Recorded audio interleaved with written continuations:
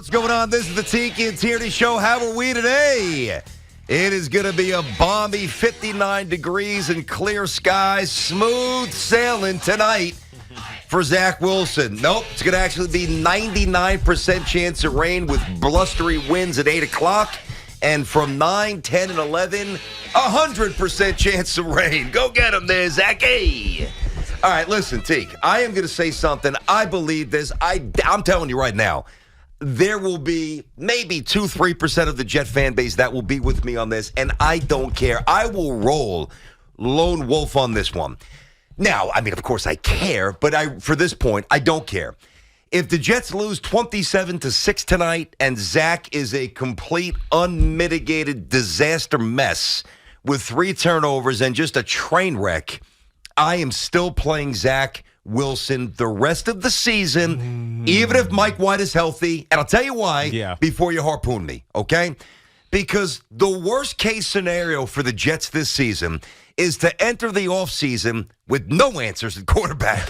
And it is my opinion, if you pull him tonight, even if he's a disaster and it's fully justified, and you banish him to the bench or deactivate him the last couple of weeks, whatever, in my opinion, Teak, there is not fully enough evidence for them to definitively say, all right, number 2 pick a couple of years ago, you're not the guy, you're gone, you're out. And conversely, even if you play Mike White the final 2 weeks, I don't think there's enough tape and intel on Mike White to make that definitive answer going into next season. I want this kid to play a full month. I need an answer. I don't want to be confused in 2023. I'm rolling Zach the rest of the way. The challenge for the Jets right now, BT, is that you're right. They're not going to – I don't care what happens these last 3 weeks unless Zach Wilson looks like he's the next coming of Aaron Rodgers in his MVP seasons. Not this season, but Aaron Rodgers when he was great. Unless we see that these last 3 weeks, I don't think you're going to get any indication – on who the quarterback of the future, put that in quotes, is for the New York Jets. Therefore, I think the more important and prudent course of action for Robert Saleh and this Jets organization is try to win at any cost. This team has built itself with its Pro Bowlers on defense. Quinnen Williams is likely to be All-Pro. Sauce Gardner's probably going to be All-Pro as well. They're already Pro Bowlers. Their offense has really good skill position players, and now their line has left a lot of things, to the imagination, what it could be, not what it actually has been. But eventually that offensive line is going to get right. This team is built to win now. And so I know that what you're alluding to, saying Zach Wilson, we got to get an answer on him. We got to see some growth from him. And I've been saying this since he got benched 5 weeks ago. The only way you get better is to play, especially as a quarterback. Like, you might be able to get better as a wide receiver, work on your, drops as a left tackle or whatever it may be in practice. The only way to get better as a quarterback is to play. But to me, the priority for the Jets needs to be to win. Like, this team has had so much negativity over the course of its existence that when you get this close, winning becomes so much more important than developing a young kid and trying to determine whether or not he's your guy going forward. I'm not with a young kid who was drafted 2nd overall a couple of years ago for the most important position in the sport. I mean, yes and no. Yes, because I remember I've talked about this. I've alluded to it many times. We did this with Eli back in 2004. He played. He wasn't ready. It sucked. We were okay. And with the rest of the season kind of was just like, all right, I guess this is an Eli growth year. It worked. But that was a different era of football. As crazy as that sounds, it was only 18 years ago. It was a different era of football where you knew that Eli was going to be here for the next year and the year after that and the year after that. Like, you weren't making a decision after year 3. Oh, is he our guy? We got to restart. Nowadays, with the quarterback, you miss, you restart. You get a quick evaluation, and then you microwave it and you restart all over again. So in an antiquated way, I would agree with you, but in today's modern game, it's all about winning right now, and the Jets have a team that can win right now. They got to do whatever it takes to win. All right, 877-337-6666 is our number. Tiki and Tierney here on the Fan. It is going to be an absolute slop fest out there in MetLife tonight. And we're here for it. And we're here inside of our Town Fair Tire studio. Our friends at Town Fair remind you that you always get the guaranteed lowest price on name brand tires from Connecticut to Maine. Nobody beats Town Fair Tire. Nobody. Quickly on this, Carlos Rodon is being introduced now. 10 o'clock at the stadium, and we're not going to carry the press conference. Obviously, Judge is different. And yesterday was really good from a Yankee point of view. We will dive back into the Mets stuff later as well. There is a chance we'll get Carlos on the show today. Oh, that's fantastic. Yeah, we're trying to work through that with the Yankees, and hopefully that comes to fruition. I don't want to promise it. Hopefully it does. But let me throw this back at you with Zach here. So, okay, you said, and I want to make sure I have this right, that there's really nothing he can do these final couple of weeks to guarantee that he's the guy. Like in your mind, solidify that notion, correct? Yes. Okay. So if the Jets, short of being Aaron Rodgers for the next 3 years. Gotcha. Like if the Jets' playoff probability going into tonight was 58% or 62% or something a little higher than the 13%, which is where it's currently at. It's dropping like a ton of bricks every week. Percentages. I hate the percentages. Well, I liked them a lot better a few weeks ago when they were more favorable. That's true. I mean, it's almost zero at this point. But listen, if the Jets lose tonight, yeah, they'll have a mathematical chance. If the Jets lose, the season's over. I mean, just get the tombstone, bury them, they're done. Now, this is, to me, a situation that can embolden me to get on the air and say, at the end of the season, even if they don't make the playoffs, Zach Wilson in 2023. If he hangs with Trevor Lawrence tonight and plays well and shows some moxie in the rain and the Northeast slop in December, which Phil Simms did, which Eli did, with Vinny Testaverde, which Pennington did. Like, you got to do it if you're going to be a quarterback at the Jets or the Giants, right? So that's number one. Even if they were to lose, but he acquits himself well. And by the way, Trevor Lawrence is straight up balling. Yeah, he is. Since week 9, he's the highest rated quarterback in the NFL. So if he hangs with the guy who's drafted a slot in front of him, that's favorable. If he takes the 3,000-mile trip out to Seattle and, messes around and either beats Seattle, tough venue. I know they're not a great team, but a tough venue.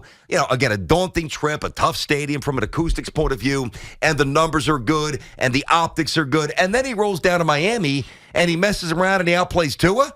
I mean, just think about what I laid out. If he either outplays or hangs with Lawrence, goes to Seattle and wins in that venue and outplays Tua, don't tell me that we can't have a conversation that Zach Wilson's the guy in 2023. No, I need answers. You definitely can, but I think the team. It's like when does the team start taking precedent? And I think you've seen this at certain points of this season where this team gets frustrated with ineptitude at a position, whether that's the guard. Because Elijah Vera-Tucker is hurt, or whether it's quarterback. Like, you see frustration start to trickle in to this team. And that's, that's the hard part of Robert Saleh's job. We talked about this multiple times. It's why we are commending him, despite saying, it's our fault for being in an instant coffee world with quarterbacks. But we commend him because he's got a hard-ass job, Robert Saleh does. Tough juggle. It's a tough juggle to get try to get a young quarterback up to speed while managing the expectations of a team that's ready to win, because you have elite players.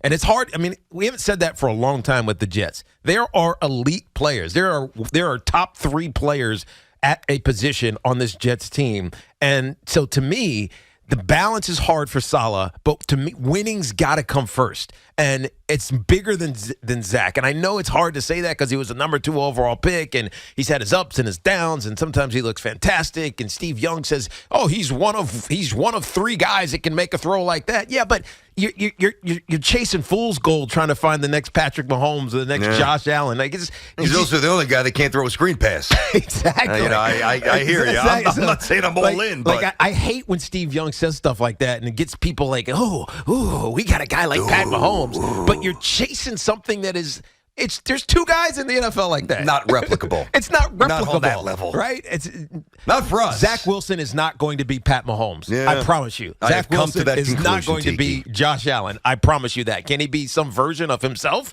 that's greater than what he's doing right now? Of course. But I don't know when that's going to happen. But what I do know is that they got Pro Bowlers at D tackle. They got they got Pro Bowlers at linebacker. They got Pro Bowlers in the secondary. They got, Pro Bowlers at wide receiver. This team is good. Winning has to matter, period. 877-337-6666. Now, couldn't it just be this easy?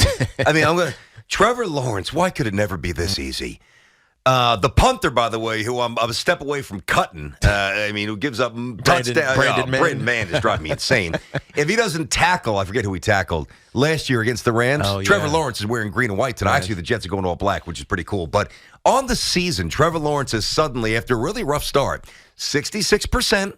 He's on pace. Listen to this. 4,300 yards and 30 touchdowns. Oh, jeez. Why couldn't it be that easy for us? And year two after a That's what I'm saying. disastrous year Yes, one with Urban a Meyer. tumultuous coaching situation, negligence, and it just complete disorder, chaos was what engulfed the Jaguars program a year ago. And he has proven to be resilient enough and talented enough and stable enough to go out and do what he's been doing for really since week 9. He's the highest rated quarterback, where the Jets are juggling the inconsistencies and the head-scratching inefficiency of the second overall pick and a guy who was drafted in round 5 who may or may not prove to be a star. Who's hurt? Yeah. It's not fair. It's really not. That's the way to. You know what? You nailed it. It took us 13 minutes to nail it. Tiki's right. It's not fair. It ain't fair.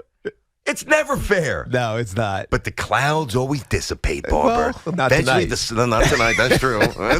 It's literally true. Literally, the sun comes out and the sun shines upon us, you know? Hopefully. All right, 877-337-6660. I'm prepared to fend all you punks off, all you maniacs out there. I understand what you think. Oh, here he is. Tierney's out of his mind. Well, maybe I am, but I don't want to guess this offseason. I want answers, and I want the final answer on Zach, and the only way you get that is if he plays the rest of the way, even if White is healthy. Tiki and Tierney, your call's next on The Fan.